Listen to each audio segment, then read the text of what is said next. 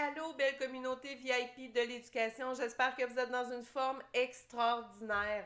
Alors aujourd'hui, le sujet qu'on aborde, la rentrée. Alors pour moi, depuis maintenant 36 ans, la rentrée, ça représente quoi? C'est en fait une période où je suis fébrile, où je suis surexcitée. Et même oui, après 36 ans, j'ai encore les papillons dans l'estomac. Pourquoi? Parce que j'arrive avec plein d'énergie, avec de beaux projets. Tu sais, vous savez, en janvier, d'habitude, on prend nos résolutions pour la nouvelle année. Ben moi, je vous dirais sincèrement que ma période de résolution, ma période de bonnes intentions, c'est toujours à la rentrée. Alors, on s'en parle. Restez avec moi. Éducateurs, éducatrices, bienvenue à ce podcast entièrement dédié au personnel en service de garde. Que tu sois en petite enfance ou en scolaire, tous les sujets que nous traiterons à travers ces podcasts s'adressent à toi. Dans chaque épisode de ce podcast, nous plongeons au cœur des défis et des opportunités qui jalonnent le parcours des éducateurs et des éducatrices. VIP de l'éducation sera votre source d'inspiration, de conseils pratiques et de réflexions profondes.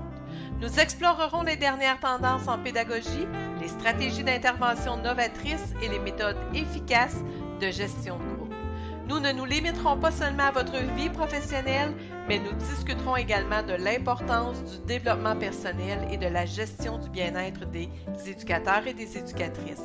Car pour épanouir les autres, il est essentiel de commencer par soi-même. Chaque sujet traité découlera d'un vécu, des besoins réels et surtout de la détermination de faire une différence. Être complet plutôt que parfait, ça vous dit?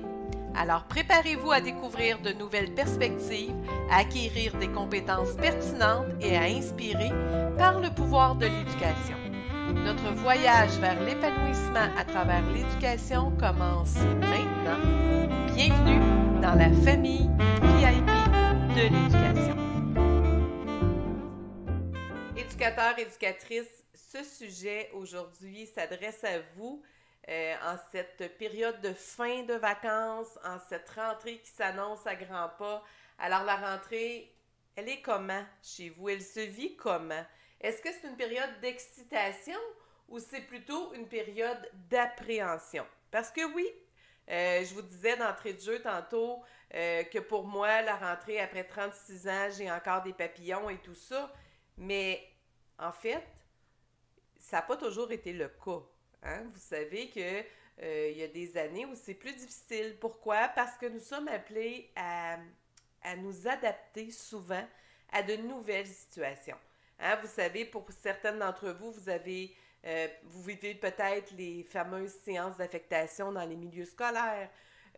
Au niveau des CPE, il y a du mouvement aussi qui se fait d'année en année. Des fois, ça peut être un droit de gérance de décider l'éducatrice ou l'éducateur s'en va avec quel groupe d'âge, ou souvent la pénurie fait en sorte que, nous devons réorganiser le milieu. Alors, tout ça, ça emmène aussi des moments d'anxiété, des moments où on manque de motivation. Pourquoi? Parce que justement, on vit ces moments-là avec de l'appréhension, avec de l'anticipation aussi. Moi, je vais vous raconter une de mes petites tranches de vie. Il y a quelques années, je vous dirais près de 10 ans, ça faisait 14 ans que j'étais dans le même milieu, là, dans la même école. Alors, j'ai quand même fait plusieurs années en petite enfance, mais bon, j'ai décidé de m'en aller en scolaire. Et lorsque j'ai commencé, en fait, ma rentrée dans les milieux scolaires, à l'école où mes enfants avaient été au primaire aussi. Donc, vous comprenez, j'avais été parent bénévole, j'avais été dans les différents comités de l'école, et là, je me retrouvais à titre d'employée comme éducatrice.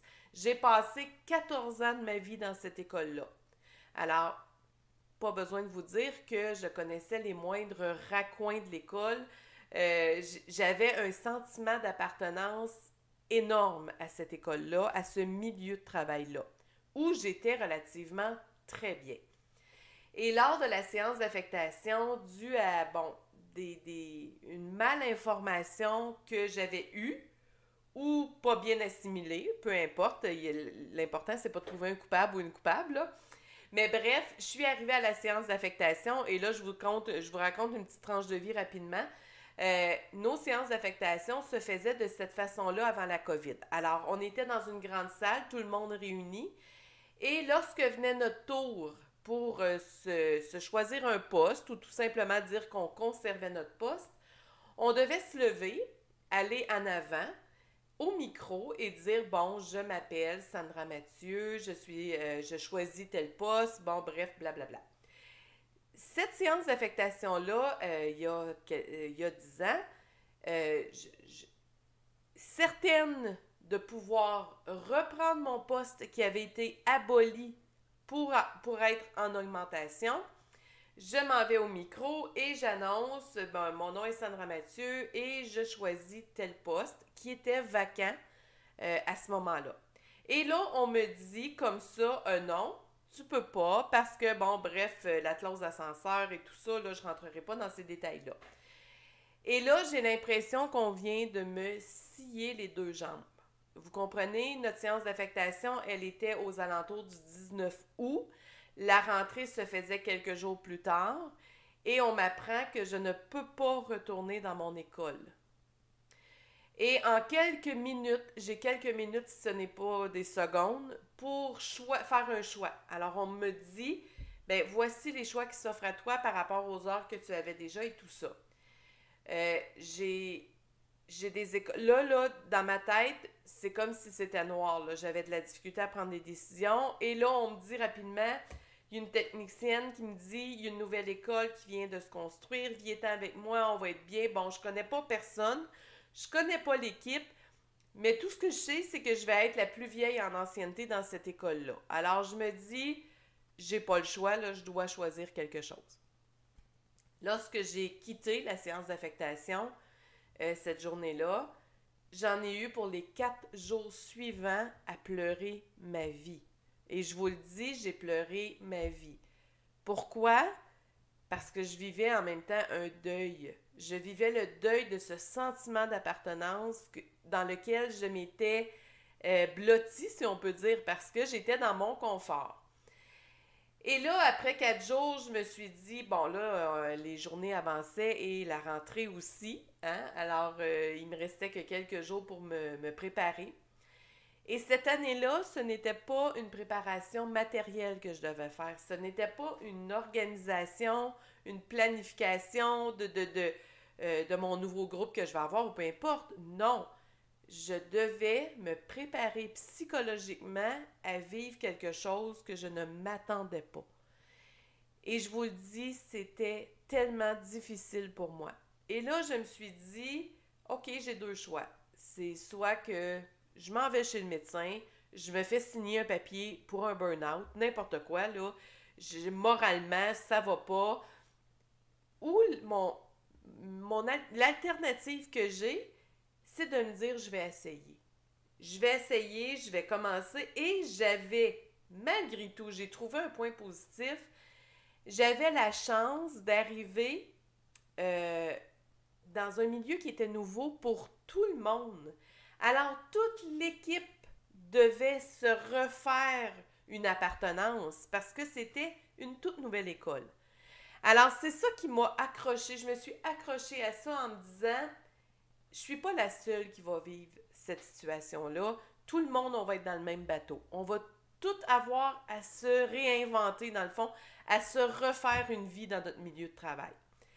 Donc, j'y suis allée la première journée, le premier matin, je me rappelle encore, oui, j'avais des papillons, mais je peux vous dire que ce n'étaient pas des beaux papillons de couleur. Alors, j'étais vraiment très, très anxieuse, j'étais à la fois peinée parce que je pensais à mon ancienne école, je pensais à la rentrée, les collègues qui étaient restés à cette école-là, et j'avais une tristesse vraiment là. La petite larme à l'œil venait très facilement. Et imaginez-vous donc que c'est pas par miracle, c'est pas par magie que c'est arrivé, parce que je considère avoir fait le choix de me dire, je vais essayer. Alors, je suis rentrée dans ce milieu-là, et c'est l'année qui a été la plus significative dans ma vie. Pourquoi? Parce que je me suis dit, j'ai travaillé beaucoup sur mon état d'esprit. Hein, vous le savez, si vous suivez VIP de l'éducation, vous me connaissez, vous savez que je travaille beaucoup l'état d'esprit dans nos milieux de travail. Et cette fois-là, j'ai vraiment constaté que c'était fort l'état d'esprit. Alors, je me suis dit, je suis dans un nouveau milieu, je dois m'adapter. Alors, tant qu'à faire des changements, je vais faire des changements. Alors, je me suis inscrite à des cours à l'université, je suis allée approfondir mes connaissances et je me suis dit, à partir de maintenant, je vais faire ce que j'aime dans les milieux et dans les contextes que j'aime. Alors, je suis arrivée dans une équipe avec des gens extraordinaires, avec vraiment des personnes fantastiques. C'était là, tout le monde, on a appris ensemble, on a dû s'adapter les uns avec les autres. Et là, je parle de toute l'équipe école, que ce soit la direction, les enseignants, les spécialistes professionnels, peu importe. Et c'est là que j'ai vu que la capacité d'adaptation, là, quand on veut, on peut. Alors, suite à ça, je ne suis même pas restée là l'année d'après parce que je me suis dit, bien, à partir de maintenant, je pense que c'est le temps de m'élever, d'élever mon potentiel, d'élever mes connaissances et d'élever mes expériences aussi. Je me suis rendu compte que mon 14 ans dans le même milieu m'avait fait stagner aussi, m'avait fait rester dans ma zone de confort, puis c'était comme ça, puis j'allais pas plus loin. Évidemment, comme éducatrice, j'essayais toujours de peaufiner et d'améliorer toute ma créativité, ma planification, et tout ça, l'expérience, et c'est sûr, embarquait dans tout ça. Et moi, je vous dirais que j'ai toujours été à l'école. Je suis rendue à 54 ans et je m'inscris encore à des cours à l'université. Je n'ai jamais arrêté d'aller chercher des connaissances. Pourquoi? Pour moi, me nourrir, pour justement avancer. Mais bref, tout ça pour vous dire que c'est à ce moment-là que j'ai fait le choix de me dire, et si je m'élevais et que je m'en allais technicienne, que que, qu'à partir de maintenant, mon choix serait de partager mes connaissances, de partager mon savoir, mes expériences à un niveau supérieur. Alors, vous voyez, cette expérience-là, là, c'est une petite tranche de vie que je vous ai racontée, mais cette expérience de vie-là, aussi triste qu'elle a été au début, autant ça m'a apporté tellement de belles choses au fil de ces dernières années que je ne peux qu'avoir de la gratitude envers la vie de m'avoir apporté si on peut dire, cette épreuve-là, parce que oui, ça a été une épreuve sur le moment. Alors, tout ça pour vous dire que la rentrée, peu importe l'état dans lequel vous êtes, alors que ce soit que vous embarquiez dans cette nouvelle année-là avec un bonheur extrême parce que vous avez obtenu un poste que vous aimiez, parce que vous avez conservé le poste que vous aviez, ou que ce soit avec un petit peu d'appréhension parce que justement, vous ne savez pas trop où vous en allez, vous ne savez pas trop. Dites-vous que, est-ce qu'on peut appeler ça la destinée? Peut-être, on ne le sait pas, on peut appeler ça comme on veut, appelons ça Gertrude ou peu importe. Mais bref, peu importe où la vie vous amène, ben je pense qu'il faut aller retirer de tout ça des leçons, de l'enseignement, des expériences, et il faut être capable de s'élever dans tout ça. Alors, c'est un petit peu développement personnel là, ce matin, ce que je vous apporte, mais rien n'empêche que c'est quand même votre vécu. C'est votre vécu, c'est mon vécu. Et je vous dirais, là, je vous ai parlé de mon expérience, de mon saut, en fait, que j'ai fait d'éducatrice à technicienne. Mais des sauts comme ça, j'en ai fait, là, combien? J'ai fait le saut de technicienne à enseignante au niveau des adultes. Je l'ai fait au niveau comme spécialiste de contenu. Je l'ai fait comme coach en relations familiales. Et tout ça, j'arrime encore tous ces titres-là parce que ça me nourrit. On m'a proposé un jour de dire, est-ce que tu voudrais juste enseigner aux adultes, euh, aux futurs éducateurs et éducatrices en service de garde? Et j'ai dit non, non, parce que pour moi, de rester grondée sur le terrain comme technicienne, ça me permet de partager un enseignement qui relève plus de la réalité. Alors tout ça, tous mes titres, je les mets dans le même chapeau et j'œuvre autour de ça. Et c'est à partir d'expériences, des fois tristes, des fois heureuses, que j'en suis arrivée là. Alors, je vous dirais que pour vous, ça sera quoi votre nouveau défi pour cette belle rentrée? Est-ce que c'est de travailler avec un groupe d'âge que vous êtes plus ou moins habitué? Est-ce que ce sont des nouveaux défis, des nouvelles missions, des nouveaux mandats qu'on vous a confiés pour cette nouvelle année? Est-ce que vous aurez à accueillir des enfants peut-être avec des besoins particuliers? N'oubliez pas que même les enfants avec des besoins particuliers nous apportent énormément de belles choses au niveau de notre expérience, de notre professionnalisme. Alors, il ne faut pas avoir de l'appréhension et de l'anticipation. Ayez pas peur d'avoir des nouveaux projets. Oui, des fois, c'est inquiétant un petit peu d'arriver dans des nouvelles équipes où on connaît plus ou moins la dynamique. Hein, on parle beaucoup de dynamique de groupe quand on travaille avec les enfants, mais il y a la dynamique d'équipe aussi, de travail d'équipe. Alors, ayez pas peur d'avoir vos projets, ayez pas peur d'avoir vos belles ambitions. Ayez pas peur de prendre un moment aussi pour observer, pour voir qu'est-ce qui se passe autour de vous. Ça aussi, c'est important. Alors, moi, si je peux vous donner un conseil, vivez votre rentrée avec votre belle énergie que vous avez. Si c'est une énergie qui est négative parce que ce que vous vivez, c'est pas facile, dites-vous qu'il y a quelque chose qui va arriver, mais ouvrez votre esprit. Ayez de l'ouverture pour accueillir les belles choses. Des fois, dans un état d'esprit fixe, hein, où on est plus négative, qu'est-ce qui se passe? Ben, on est tellement fermé qu'on ne voit pas les belles choses qui se présentent à nous. Et ça, c'est destructeur. Et qu'est-ce qui fait que rendu au mois d'octobre, vous allez être pout en énergie? Ben, c'est ça. C'est la fermeture que vous aurez eue et de ne pas vous avoir donné la chance de voir qu'il y a des belles choses autour de vous.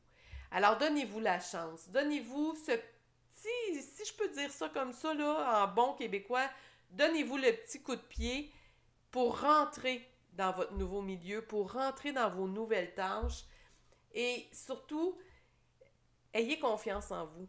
Hein? Vous, à venir jusqu'à maintenant, vous avez avancé dans la vie. Moi, je dis toujours une chose. OK? Les imprévus ne viendront jamais à bout de vous si votre armure est remplie de solutions. Alors, allez-y de l'avant, allez-y avec vos solutions, allez trouver des moyens. Il y a toujours des gens qui peuvent vous accompagner, qui peuvent vous aider à travers ça.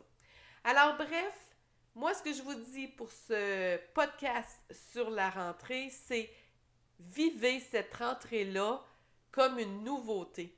Alors que vous soyez dans le même milieu ou que vous changiez de milieu, essayez d'aller vous chercher des ancrages nouveaux pour vivre quelque chose de différent. On le sait, les dernières années n'ont pas été faciles dans nos milieux éducatifs. On a vécu toutes sortes de choses, on s'est senti des fois avec peu de reconnaissance et tout ça. Mais c'est à nous à faire en sorte d'améliorer la qualité de notre quotidien. Alors, allez chercher des choses. Moi, si je pourrais vous donner un bon conseil, la première chose à faire avec votre équipe, c'est de vous placer dans une situation de collaboration, de coopération, mais aussi de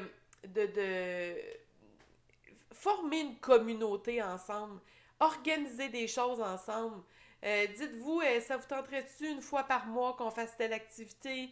Quand c'est nos réunions, si chacun amenait un petit quelque chose puis qu'on se fait un petit repas communautaire ensemble, instaurer des belles choses.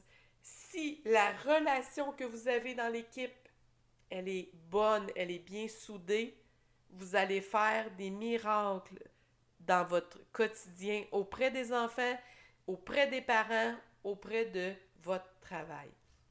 Alors, vivez cette rentrée-là avec harmonie et vivez-la au jour le jour et essayez d'aller vous ancrer dans des points positifs, dans des choses qui vont venir nourrir en fait votre plaisir de faire ce travail-là. Alors, je vous laisse. C'était un podcast qui était dédié vraiment à la rentrée. Alors, je vous souhaite la plus belle des rentrées. Ayez pas peur. Venez m'écrire pour me dire comment ça s'est passé, comment vous vivez cette rentrée-là. Puis des fois, vos propos alimentent la conversation et finalement, les gens réalisent que on n'est pas seul, on vit tous la même chose. Alors sur ce, je vous souhaite une belle journée et surtout, suivez VIP de l'éducation. Venez m'écrire en privé si des fois vous auriez le goût de venir partager via les podcasts. Venir partager vos expériences de vie, venir partager vos trucs, venir partager vos connaissances. Alors, ça va me faire plaisir de parler avec vous, de discuter avec vous. Alors, je vous souhaite une belle journée et surtout, on se prépare pour la rentrée de façon positive. Et s'il vous plaît, votre énergie, on la dépense pas toute à la rentrée, là. Évidemment, il faut s'en garder. Alors, on fait ça, là, le plus harmonieux possible. Alors, bye et bonne journée!